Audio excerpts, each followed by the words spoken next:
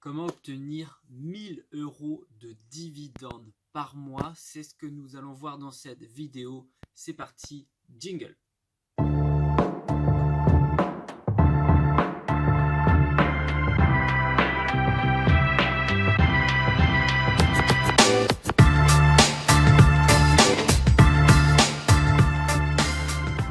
Salut à toi, l'apprenti rentier, je te souhaite la bienvenue dans cette nouvelle vidéo. Aujourd'hui, j'ai décidé de répondre à une question que l'on m'a posée sur Instagram, à savoir comment obtenir 1000 € de dividendes par mois, comme c'est écrit juste ici. Combien faut-il placer? Combien de temps ça va te prendre? Donc c'est une question qui revient assez souvent parce que 1000 € c'est quoi? C'est une somme symbolique et je pense qu'il y a beaucoup de personnes qui aimeraient toucher justement 1000 € de manière automatique sans rien faire, voilà, en rente tous les mois. Alors bien sûr c'est possible, ça te demandera du temps et ça te demandera une stratégie bien précise et on va voir ça justement ensemble. Avant toute chose, si tu ne me connais pas, je m'appelle Jérôme, j'ai 31 ans, je suis investisseur immobilier et boursier et justement sur cette chaîne, je t'aide à booster tes finances personnelles. Je suis vraiment spécialiste de l'éducation financière. Donc si tous ces sujets t'intéressent, je t'invite à t'abonner, tu cliques sur le petit bouton qui est juste dans l'angle. Donc, bien sûr, pour atteindre ces 1000 € par mois, ça va dépendre de l'enveloppe fiscale dans laquelle tu investis. Pour simplifier les choses, on va partir de l'hypothèse où tu investis à travers un PEA, ce qui est mon cas. Si tu ne sais pas ce qu'est un PEA, c'est le plan d'épargne en action. Et je te mets un lien juste ici où tu auras une vidéo qui t'expliquera en détail pourquoi tu dois investir à travers le PEA. Donc 1000 € par mois de dividendes, ça va représenter à l'année forcément 12 000 €. Et ce qu'il faut savoir, c'est quand même, d'une manière générale, sur les actions françaises et européennes, les dividendes sont versés en une fois souvent l'année, des fois deux fois. Donc ça veut dire qu'on va raisonner à l'échelle annuelle. Donc il faut 12 000 € annuels de dividendes pour voilà, avoir 1000 € par mois. La fiscalité du PEA, tu dois bien sûr détenir ton PEA depuis plus de 5 ans avant de retirer ton argent et c'est imposé à hauteur des cotisations sociales. Aujourd'hui, les cotisations sociales sont à 17,2%. Donc, tu dois avoir une somme finalement de 14 564, j'avais mis. Donc, je vais te récapituler tout ça. Donc, 12 cas par an de dividendes. Voilà.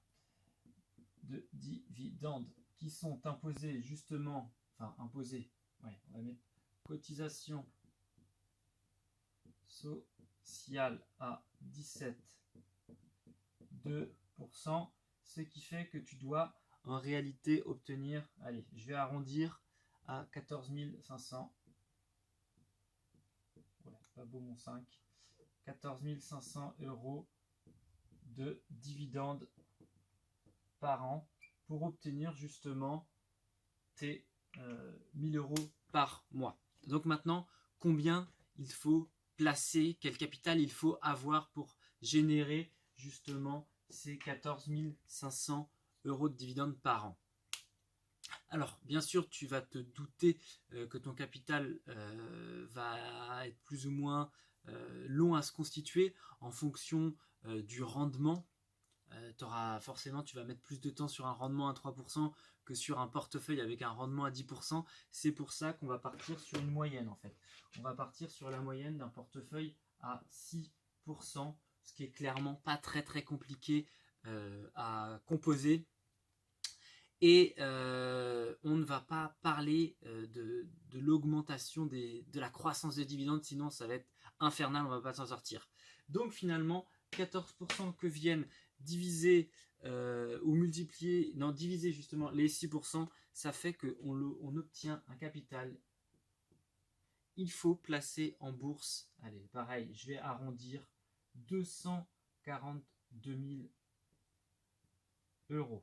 Il faut que tu aies un portefeuille boursier à 242 000 € pour générer 1000 € de dividendes par mois. Alors cette somme, elle paraît énorme et c'est une grosse somme en effet.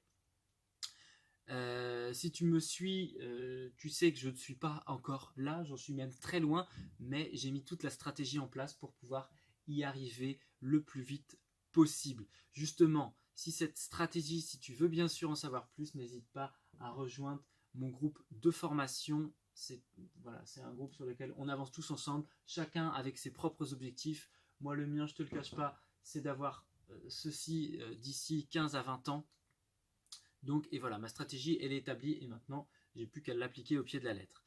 Comment faire maintenant pour réunir cette somme-là Cette somme-là qui est une grosse somme, donc à moins d'avoir un héritage familial, à moins d'avoir beaucoup d'argent comme ça, et tant mieux pour toi, hein, il y a quand même des choses qu'il va falloir mettre en place.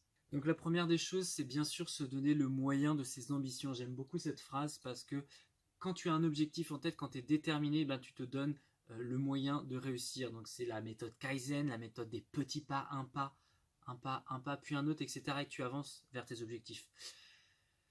Alors, aujourd'hui, moi c'est vrai que la majorité de mon audience, elle a entre 25 et 35 ans. Allez, on va dire entre 20 et 35 ans. Donc, on est jeune, on a la chance d'être jeune, on a la chance de démarrer la bourse.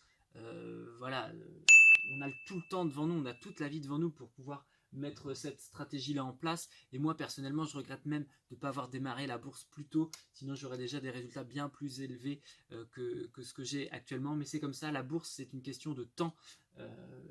Voilà. Donc, on va partir du postulat justement où tu as moins de 30 ans. Où tu as la trentaine, on va dire, et ton objectif, c'est justement de pouvoir avoir ces 1000 € par mois pour payer les études de tes enfants dans 20 ans. Toi, tu auras la cinquantaine, tes enfants vont rentrer en études supérieures, et tu te dis, bah ouais, beaucoup de familles aujourd'hui, c'est compliqué de payer les études de leurs enfants, parce que des fois, les salaires ne suffisent pas. Imagine, tu as 1000 € de dividendes par mois en automatique, je peux te dire que les études de tes enfants, ce ne sera pas un souci pour toi. Donc, on va partir du postulat également, où on a tu as économisé un petit peu d'argent. Tu as économisé 10 000 €. Voilà. D'une manière générale, ça ne va pas influer énormément sur la performance ou sur la rapidité pour atteindre justement ces 242 000. Mais bon, voilà, il faut bien un postulat de départ. Donc, ton postulat de 10 000 €, donc pour obtenir ces 242 000 € avec 10 000 € de départ, bon, ça, les 10 000 € ne vont pas beaucoup influer, on pourrait même les enlever. Il faudrait finalement que tu places 1000 € par mois pour obtenir justement tes 1000 € de dividendes de manière automatique. Après, sans n'avoir rien à faire, il faudrait que tu places 1000 € par mois pendant 20 ans. Grosse somme. Aujourd'hui, je ne connais pas beaucoup de personnes qui ont 30 ans qui sont capables de placer 1000 € par mois, d'économiser 1000 € par mois et de les placer sur un support boursier. Très honnêtement, j'en connais pas beaucoup dans mon entourage. Ça, c'est sans tenir compte de l'effet cumulé des intérêts composés.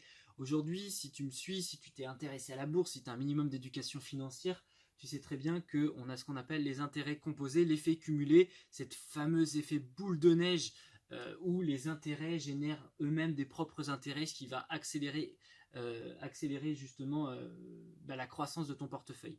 Donc en fait, en réalité, c'est pas ça. En réalité, ce que tu vas avoir pour obtenir ces 242 000, il va te falloir, que je reprenne mes petites notes, il va te falloir, si on garde ces 10 000 € et si tu places 500 € par mois, déjà tu vois 500 € par mois, c'est un peu plus supportable. Il va te falloir justement 20 ans. Il va te falloir toujours 20 ans. Donc pendant 20 ans, tu fais l'effort de placer 500 € par mois avec tes 10 000 € de départ à 6%. Au bout de 20 ans, tu auras 242 000 €, tu auras ton capital. Et si jamais tu peux mettre plus, tu peux mettre tes 1000 € par mois grâce à l'effet cumulé, il te faudra simplement 13 ans. Donc ça veut dire qu'aujourd'hui, toi qui me regardes, si tu as la trentaine, si tu te dis ok, j'ai le temps devant moi, j'ai le temps, donc c'est quoi les alternatives finalement pour si tu peux pas épargner autant, si tu peux pas épargner tes 1000 € par mois parce que c'est énorme hein, quand même 1000 €, c'est quoi tes alternatives? Ça va être justement d'allonger ta durée. Donc tu te dis en effet, j'ai 20 ans devant moi, je mets mes 500 euros, je réfléchis pas, je suis une machine, j'économise, je place 500 euros tous les mois sur les supports boursiers. Au bout de 20 ans, tu auras ton capital qui va travailler de manière automatique pour toi. L'autre solution, c'est quoi? Si tu te dis que bah voilà, ça c'est juste pas possible, tu peux pas attendre 20 ans, bah, c'est peut-être d'avoir un objectif un peu inférieur. Peut-être que tu te dis à 500 euros de dividendes de rente tous les mois, c'est un objectif qui te convient. Ça, c'est une deuxième chose.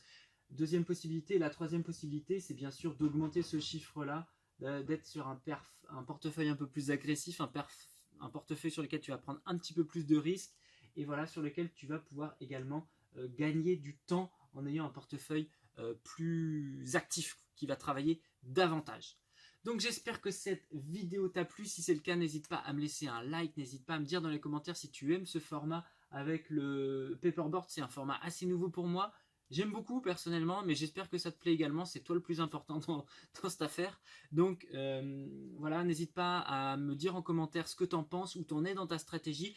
Et si tu as envie, bien sûr, d'en savoir plus sur l'investissement en bourse, j'ai une formation à ce sujet. N'hésite pas à me poser des questions et je me ferai un plaisir de t'y répondre. On se retrouve dans une prochaine vidéo. Porte-toi bien, c'était GG la gestion. Ciao, ciao.